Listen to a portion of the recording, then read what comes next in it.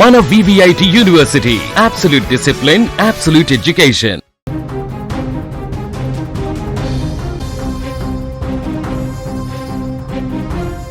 తిరుపతి జిల్లాలో ఘోర రోడ్డు ప్రమాదం జరిగింది.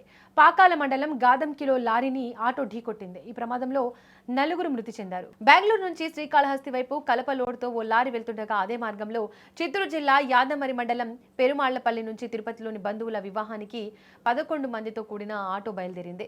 పాకాల మండలంలోని గాదంకి వద్ద పూతలపట్టు నాయుడుపేట జాతీయ రహదారిపై అటవీ చెక్పోస్టు వద్దకు రాగానే అక్కడి సిబ్బంది విధుల్లో భాగంగా తనిఖీ నిమిత్తం విజిల్ ఊదడంతో కలప లారీ డ్రైవర్ అకస్మాత్తుగా బ్రేకులు వేశారు. అదే వేగంతో వెనుకనే వస్తున్న ఆటో అదుపు తప్పి లారీని బలంగా ఢీకొట్టడంతో ప్రమాదం సంభవించింది. ప్రమాదంలో ఆటోలో ప్రయాణిస్తున్న నలుగురు మృతి చెందారు. ఇదే అంశానికి సంబంధించి మరిన్ని డీటెయిల్స్ మా ప్రతినిధి గణేష్ అందిస్తారు. గణేష్, చెప్పండి, ప్రమాదానికి కారణం ఏంటి? అసలు ఆటోలో ఎంతమంది ప్రయాణిస్తున్నారు? వారి పరిస్థితి ఎలా ఉంది? తిరుపతి జిల్లా పాకాల మండలం చిత్తూరు తిరుపతి నాయుడుపేట జాతీయ రహదారిపై గాదంకి సమీపంలో రోడ్డు ప్రమాదం అయితే అత్యంత దారుణం అనే చెప్పాలి. ఎందుకంటే కుటుంబ వివాహానికి బయలుదేరిన 11 మందితో కూడిన ఆటో ముందు వెళ్తున్న లారీని ఢీకొట్టి ఒకే కుటుంబంలోని నలుగురు, తల్లి, కుమారుడు, కుమార్తె, మనవరాలు, ఒకే కుటుంబంలో నలుగురు మృతి చెందడం అనేది చాలా దారుణంగా భావించాలి. కొంతసేపట్లో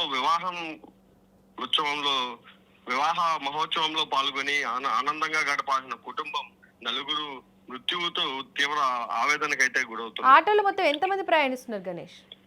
మనం చిత్తూరు జిల్లా యాదమరి మండలం పెరుమాళపల్లికి చెందిన బేబీ అనే వ్యక్తి మహిళ కుటుంబంలోని 11 మంది సభ్యులు ఒకే ఆటోలో తిరుపతి చంద్రగిరి నియోజకవర్గం తిరుపతి సమీపంలోని రామచంద్రాపురంలో జరిగే వివాహానికి అయితే బయలుదేరారు. అక్కడ నుంచి యాదమరి నుంచి పెరుమాళపల్లికి వెళ్లి అక్కడ మిగిలిన వారిని పికప్ చేసుకుని మొత్తం 11 మంది ఆటోలో బయలుదేరగా గాదంకి వద్ద రోడ్డు ప్రమాదంలో నలుగురు అయితే మృతి చెందారు.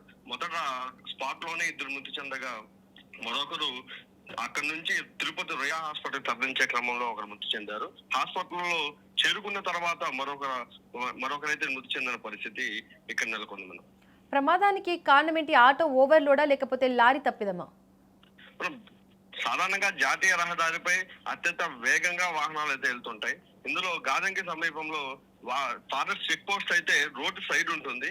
ఇక్కడ ఫారెస్ట్ చెక్ పోస్ట్ సంబంధించిన సిబ్బంది బెంగళూరు నుంచి శ్రీకాళహస్తికి లోడ్ తో వెళ్తున్న ఆ లోడ్ గాని లారీలో పూర్తిగా ఫ్లైవుడ్ కు సంబంధించిన లోడ్ కావడంతో అది వాహనాలకు సంబంధించి ఫారెస్ట్ చెక్ పోస్ట్ అయితే దాన్ని విజిల్ వేసి ఆపారు. ఈ వాహనం లారీ అనేది చాలా వేగంగా వెళ్తుండగా ఒక్కసారిగా అక్కడున్న సిబ్బందిని ఆపే క్రమంలో రోడ్డు ఎడమ వైపు వెళ్లే క్రమంలో అత్యంత వేగంగా బ్రేక్ వేయడంతో వెనకాల సాధారణంగా ఆటోలో 3 నుంచి 4 మాత్రమే ప్రయాణించాల్సి ఉంటుంది. అయితే వీరి కుటుంబం ఆర్థిక పరిస్థితుల నేపథ్యంలో వీరంతా ఒకే ఆటోలో ప్రయాణిస్తూ యాదమరి నుంచి రామచంద్రాపురంకి వెళ్తున్న క్రమంలో లారీ ఆగిన వెంటనే వెనక వేగంగా వస్తున్న ఆటో సైతం లారీని ఢీకొట్టడంతో ఇందులో 4 మృతి చెంది 7 మంది గాయాలతో హాస్పిటల్ అయితే చికిత్స పొందుతున్న పరిస్థితి.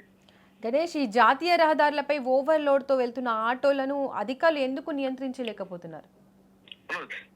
తిరుపతి చిత్తూరు జిల్లా వ్యాప్తంగా అధికారులు అయితే బ్లాక్ స్పాట్లను అయితే ఎంపిక చేశారు. ఇందులో అత్యధికంగా పుత్తూరు, నాయుడుపేట, తిరుపతి, చిత్తూరు జాతీయ రహదారిపై అధికంగా వాహనాల ప్రమాదాలు జరుగుతున్నాయని చెప్పి ఇందులో జాగ్రత్తలు పాటించాలని చెప్పి నిబంధనలు పాటించాలని చెప్పి అధికారులు అయితే తనిఖీ చేస్తుంటారు. అయితే మిట్ట మధ్యాహ్నం సమయంలో సుమారు 12 గంటల ప్రాంతంలో వీరు జాతీయ రహదారిపై రావడంతో ఆ సమయంలో ఎండ వేడి ఎక్కువగా ఉండడంతో అటువైపు అధికారులు ఉండరని చెప్పి ఆటో అయితే అధిక లోడుతో వస్తుంది. ఈ ఆటోలో అధిక మించి 11 మంది ఉండడం ప్రమాదానికి ఎక్కువ కారణం అని చెప్పి చెప్పాలి. గణేష్, ఆటోలో గాయపడిన వారి పరిస్థితి ఏ విధంగా ఉంది? ప్రస్తుతం ఆటోలో 11 మందిలో 4 మృతి చెందగా ఇందులో తల్లి అయిన బేబీ అనే ఆమె పులికంటి బేబీ 50 సంవత్సరాలు ఆమె మృతి చెందారు. ఆమె కొడుకు పులికంటి రాజశేఖర్ 37 సంవత్సరాలు ఆయన కూడా మృతి చెందారు. ఆమె కుమార్తె యనమల మాధురి కుమార్తె యనమల మేఘన 4 మృతి చెందగా మిగిలిన 7 మంది తిరుపతిలోని రుయాలో చికిత్స అయితే పొందుతున్నారు. Right Ganesh, thank you.